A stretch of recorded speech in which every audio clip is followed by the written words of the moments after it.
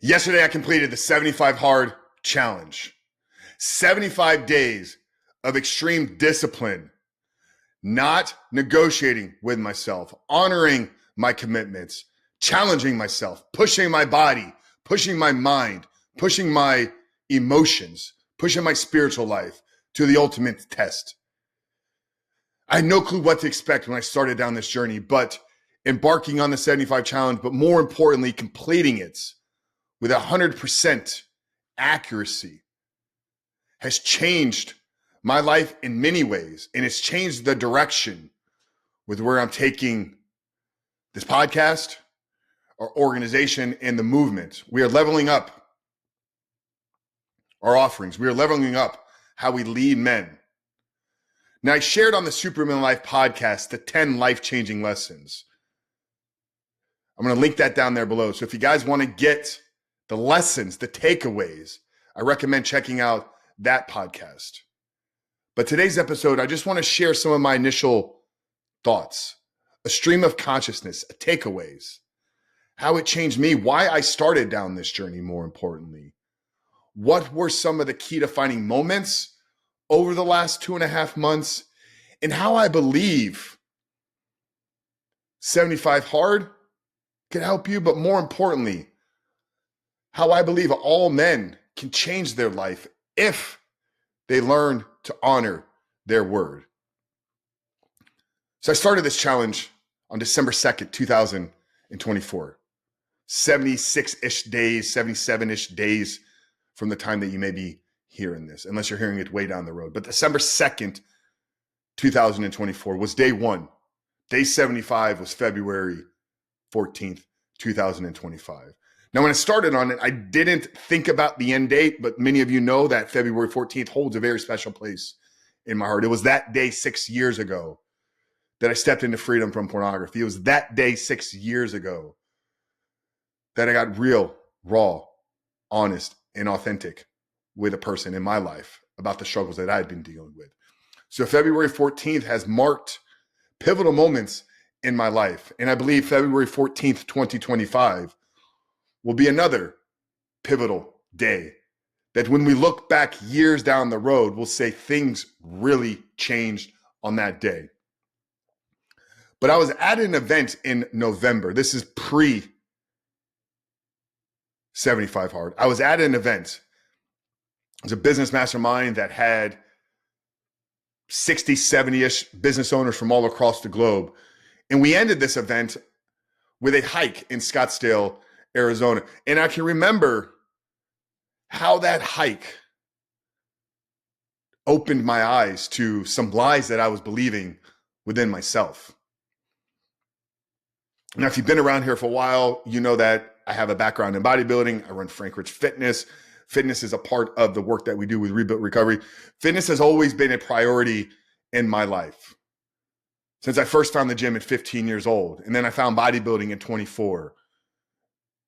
It has played a massive role. And I'm somebody that prides himself on being athletically fit and healthy, having healthy relationships with training, having healthy relationships with food.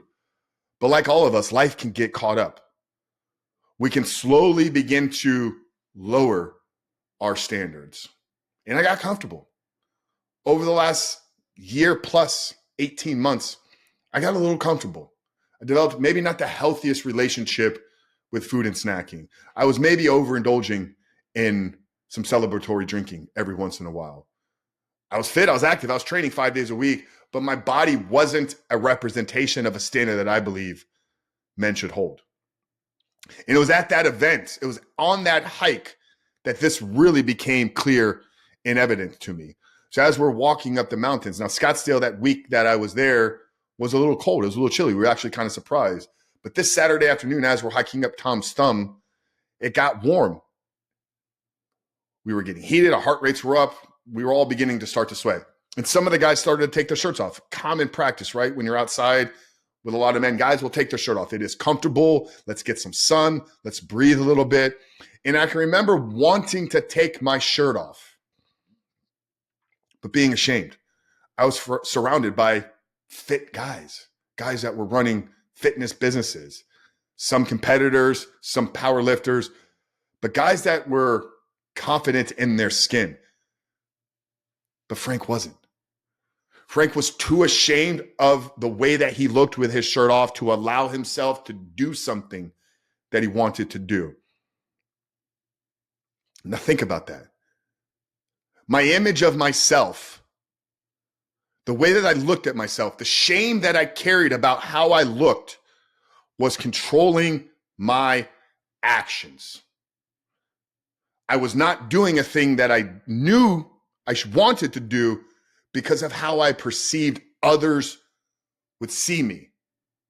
That's shame. I was ashamed of how I look. And if you're a man that's hearing, watching this right now, and you're not stepping into a territory in your life, if you're not embarking on a journey, if you're not stepping into the challenge because of your perceived perception of others, judgment of you, or you're ashamed as to how you look, that's a checkpoint right there. We need to address that. Later on that afternoon, we went to a Wim Hof breathing, cold plunge, and meditation seminar. And as I'm stepping into the cold plunge, my girlfriend who was at the event with us took a video and she sent me the video later on. And my initial reaction when I saw the video was, Frank, you're fat. I used some colorful language about myself that I won't share here, but inject whatever you want. I was not proud about the way that I looked. So my initial thought when I saw myself in a video with my shirt off was, you're fat and out of shape. You are better than that. And I knew that because I wasn't fully living my life free. And that was the wake-up call that I needed. What is the wake-up call that you need to hear in your life right now? What is the first thought when you see yourself in the mirror? What is the thing that you know you're supposed to be doing, but you're not because you are ashamed of who you currently are? For me, it was my body. And it wasn't what the body was in its physical form. It's what our body represents in terms of the standards at which we live. So I knew I needed a radical change, but it wasn't a weight loss journey that I needed to go on. I needed to go through an identity transformation. I needed to call back the man that I used to be. I needed to find the Frank that was inside of me that prioritized all these things so he could confidently walk in his skin. 75 days, 2 workouts a day, follow a diet, drink a gallon of water, no alcohol, take a progress picture, read 10 pages without negotiating. You don't do it if you find the time, you find the time to do it. I lost 20 pounds. It's amazing, right?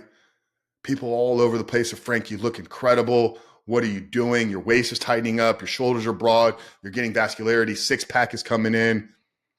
I feel light, athletic, mobile, flexible, like I've never been before. I read 5 incredible books, 5 life-changing books. I put a weight vest on my chest for 75 days and walked on average 2.45 miles every single day. I rucked with 70 pounds, almost 150 miles in the last 70 days. I went to the gym and lifted weights 75 days consecutively. Yes, did it produce a physical transformation? 100%. I feel as somebody that has taken his body to levels that most could never think of, that I look almost as good as I did in my competing days. I'm more mobile at 41 years old than I've ever been. I'm more athletic. I'm more light on my feet than I've ever been in my entire life. It has changed everything about me and who I see myself. Now, why is this important though? Because now when I see the man that looks back at me in the mirror, it's a man that I'm proud of. It's a man that I know doesn't negotiate with his word. It's a man that I know prioritizes himself because he prioritizes discipline. Self-discipline is the highest form of self-love and self-prioritization. Where do you need to prioritize yourself in your life? Maybe it's not your physical. Maybe it's your relationship. Maybe it's not your finances. Maybe it's your secret addiction to pornography. Maybe it's the time that you know you're supposed to be spending with your kids. Maybe it's the thing that you keep telling your wife is a priority, but you're not taking action on it. Maybe it's actually prioritizing your relationship with your wife. But here's the thing, man. I think every single one of us has something in our life that is screaming at us that we are ignoring. If we could stop and listen to that voice, where can it lead us? 75 days is a short window of time. This happened in a blink of an eye. Was it tough? For sure. I shared it in the 10 life lessons. I fought sickness. I fought holidays. I fought adversity, setbacks, self-negotiating. Every week, there were days I did not want to do the things. It was cold, wet, draining. Holidays, prioritization, running businesses.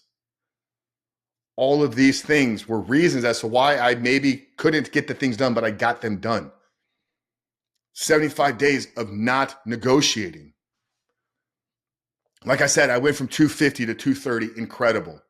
I'll probably settle somewhere around 240 at the leanness that I am right now.